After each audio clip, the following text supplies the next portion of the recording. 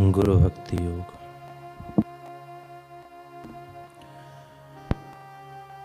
गुरु की शरणागति में जाना, यही आत्म साक्षात्कार का मार्ग है।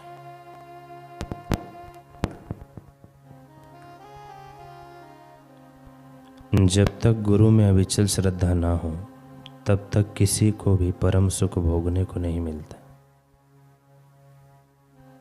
हमें अयोग्य लगता हो, फिर भी जो गुरु करते हैं वह योग्य है। गुरु के उपदेश में अविचल और अविरत श्रद्धा सच्ची गुरु भक्ति का मूल है। गुरु सदैव अपने शिष्य के हृदय में बसते हैं।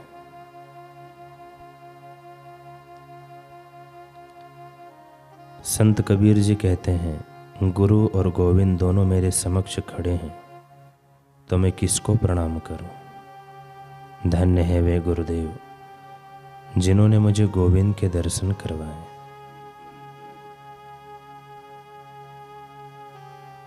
केवल गुरु ही अपने योग्य शिष्य को दिव्य प्रकाश दिखा सकते हैं।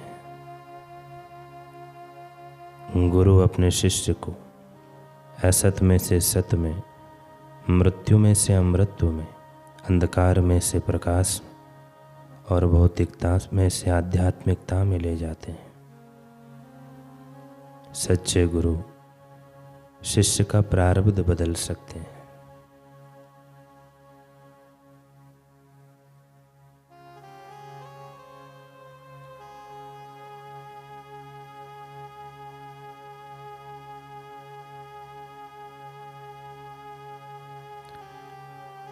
श्री रामचरितमानस के रचयिता संत तुलसीदास जी के छोटे भाई हो गए, जिनका नाम नंददास जी था। नंददास जी को लौकिक विषयों में विशेष आसक्ति थी। नाच तमाशा देखने और वैश्यगान सुनने में वे बहुत जाते थे। उनका जीवन कैसे बदला और वे प्रभु भक्त कैसे बने, इसका बड़ा ही रोचक वृतांत है। जब नंददास जी संत तुलसीदास जी के साथ काशी में रहते थे, तब की बात है। एक बार एक भक्त मंडली द्वारिका के दर्शन करने जा रही थी। नंददास जी भी उनके साथ चल पड़े। मथुरा पहुंचकर भक्त मंडली ने कुछ दिन वहां ठहरने का निश्चय किया, किंतु नंददास जी अकेले ही चल पड़े।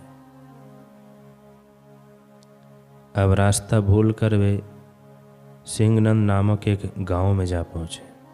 वहां एक वैष्णव क्षत्रिय रहता था। उसकी स्त्री नहाकर बाल सुखा रही थी। उस पर पीछे से नंददास जी की दृष्टि पड़ी। मोहित हो उन्होंने निश्चय किया कि जब स्त्री का मुख देख लूँगा तभी जलपान करूँगा। खड़े खड़े शाम हुई, रात हुई, दूसरे दिन का तीसरा पहर हो गया। दासी ने उसे छत्राणी को जाकर सारी बात बताई कि इस प्रकार से एक ब्राह्मण खड़े हैं। तब वह छत्राणी अपने बरामदे में आई और नंददास जी उसको देखकर चले गए। इस प्रकार वे प्रतिदिन उस छत्राणी को एक बार देख आते। जब यह बात उस स्त्री के पति को मालूम हुई, तो उसने नंददास जी से कहा कि तुम्हारे इस व्यवहार से हमारी हंसी होती है। नंददास जी बोले, मैं किसी से कुछ कहता नहीं, मांगता नहीं, केवल दिन में एक बार यहाँ आकर निकल जाता हूँ। इससे क्या दिक्कत है। पति के अधिक मना करने पर नंददास जी ने कहा कि मैं यहीं प्राण त्याग दूंगा। वह क्षत्रिय घबराया कि ब्राह्मण की हत्या का पाप लगेगा। वह क्षत्रिय उन्हें रोक ना सका। धीरे धीरे यह बात सारे गांव में फैल गई। हर एक दिन वह क्षत्रिय सपरिवार गोकुल को चल दिए। नंददास जी भी उनके पीछे पीछे चल पड़े। वे यमुना तट पर पहुँचे।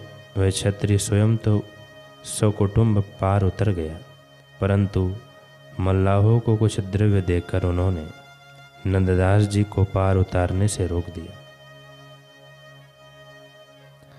नंददास जी तट पर बैठकर यमुना जी की स्तुति में पद गाने लगे। उधर वे क्षत्रिय सपरिवार श्री विट्ठलनाथ जी के दर्शन करने पहुंचा। उस समय के ज्ञानवान संत विट्ठलनाथ जी ने राजभोग के बाद उनके लिए प्रसाद की 4 पतले रखवाई। क्षत्रिय ने कहा, महाराज हम तो 3 ही हैं, चौथा पत्तल किसके लिए है? विट्ठलनाथ जी ने कहा, यह पत्तल उस ब्राह्मण के लिए है जिसे तुम यमुना पार छोड़ आए हो। क्षत्रिय ने सोचा कि यहाँ भी किसी क्लेश से मुक्ति नहीं मिली। विट्ठलनाथ जी ने उन्हें धैर्य बंधाते हुए कहा, अब वह ब्राह्मण तुमको दुख नहीं देगा। एक सेवक को भेजकर उन्होंने नंददास जी को बुला लिया।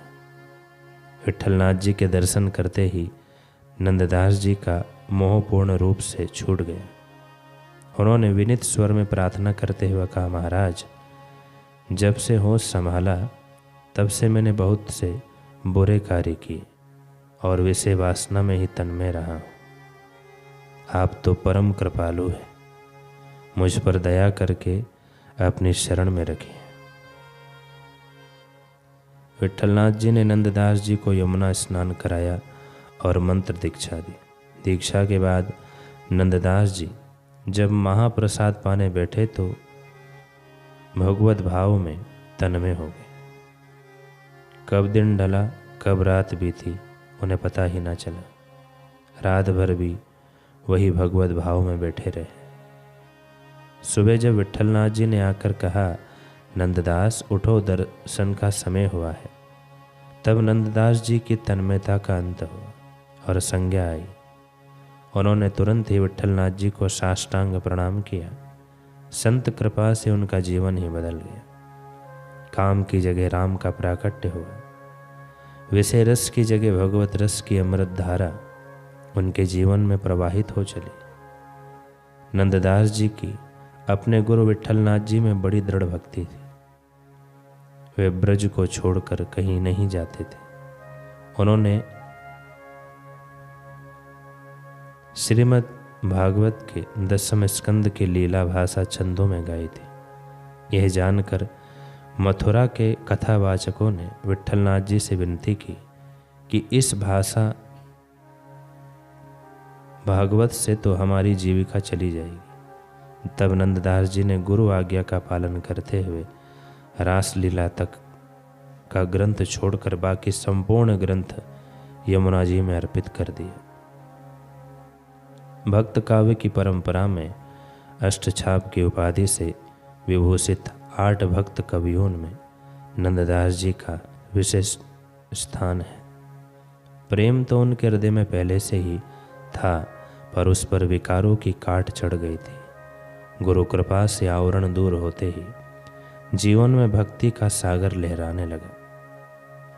भगवान तो घट घट में है, पर विषय विकार व अहंकार का पट चढ़ा होने से उनके दर्शन नहीं हो पाते। गुरु की परम कल्याण में कृपा होते ही पट हट जाता है और झटपट दर्शन हो जाते हैं।